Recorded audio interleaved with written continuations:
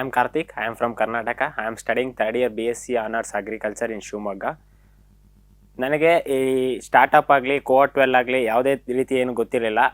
But 15 days ನಮ್ಮ ಕಾಲೇಜಿಂದ college support ಮತ್ತು ಮ್ಯಾನೇಜ್ ಸಪೋರ್ಟಿಂದ ಒಂದು 15 ಡೇಸ್ ಟ್ರೈನಿಂಗ್ ಪ್ರೋಗ್ರಾಮು ನಮ್ಮ ಕಾಲೇಜಲ್ಲೇ ಕಂಡಕ್ಟ್ ಮಾಡಿದ್ರು.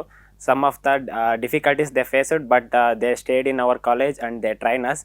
Then some of the peoples from different states and different districts, they come and say to us how will be their startup and how can we develop our business idea.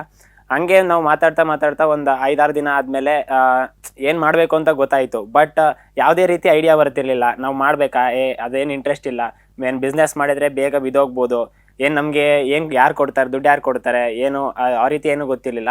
Manage teammates ಈಗಲೂ ಸಹ ನಾವು ಒಳಗಡೆ ಹೋಗೋಕ್ಕಿಂತ ಮುಂಚೆ ತುಂಬ interactive ಆಗಿ ಮಾತಾಡಿಸಿ ಏನಾಗಲ್ಲ ಚೆನ್ನಾಗಿ ಮಾಡ್ತೀಯಾ ಅಂತ ಹೇಳ್ಬಿಟ್ಟು ಕಳಿಸ್ತಾರೆ. ಅದರಿಂದ ನಾನು ಒಂದು ಐಡಿಯಾ ಮೂಲಕ ಇಲ್ಲಿಗೆ ಬಂದಿದ್ದೀನಿ. ಒಂದು 2-3 ಪ್ರೆಸೆಂಟೇಷನ್ ಆನ್ಲೈನಲ್ಲಿ ಆಗಿದೆ, ಇಲ್ಲಿ ಆಫ್ಲೈನ್ ಪ್ರೆಸೆಂಟೇಷನ್ ಒಂದಾಗಿದೆ. ನನ್ನ ಸ್ಟಾರ್ಟಪ್ ಏನಂದರೆ ಶೈ ಅಂತ ನನ್ನ ಸ್ಟಾರ್ಟಪ್ ನೇಮ್. ಏನಂದರೆ ಈ ಟೆಂಡರ್ ಕೋಕೋನಟ್ ಇರುತ್ತಲ್ಲ, ಅಂದರೆ ಎಳ್ನೀರು ಆಲ್ರೆಡಿ ಹೈದ್ರಾಬಾದಲ್ಲಿ ಒಂದು ಕ್ಯಾನಿಂಗ್ ಕಂಪ್ನಿ ಇದೆ.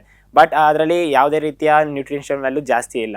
ಬಟ್ ಅವರು ಪ್ರಿಸರ್ವೇಟಿವ್ಸ್ನ ಯೂಸ್ ಮಾಡ್ತಾರೆ. ನಾನೇನು ಅಂದರೆ ನಮ್ಮ ಏರಿಯಾದಲ್ಲಿ ಫಾರ್ಮರ್ಸಿಗೆ ಒಂದು 20 ರೂಪಾಯಿ ಇಲ್ಲ 15 ರೂಪಾಯಿ ಅಷ್ಟೇ ಸಿಗ್ತಿದೆ ಒಂದು ಎಳ್ನೀರಿಗೆ.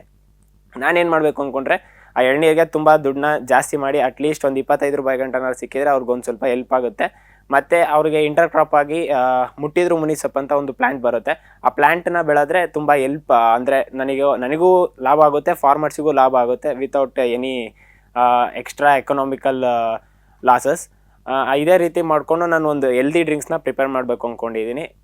ನಾನು ಇಲ್ಲಿವರೆಗೂ ಬರೋಕ್ಕೆ ಹೆಲ್ಪ್ ಮಾಡಿದ ಮ್ಯಾನೇಜ್ ಟೀಮ್ ಮತ್ತು ನಮ್ಮ ಕಾಲೇಜ್, ಇನ್ಸ್ಟಿಟ್ಯೂಟ್ ಮತ್ತು ಯೂನಿವರ್ಸಿಟಿಗೆ ಥ್ಯಾಂಕ್ ಯು.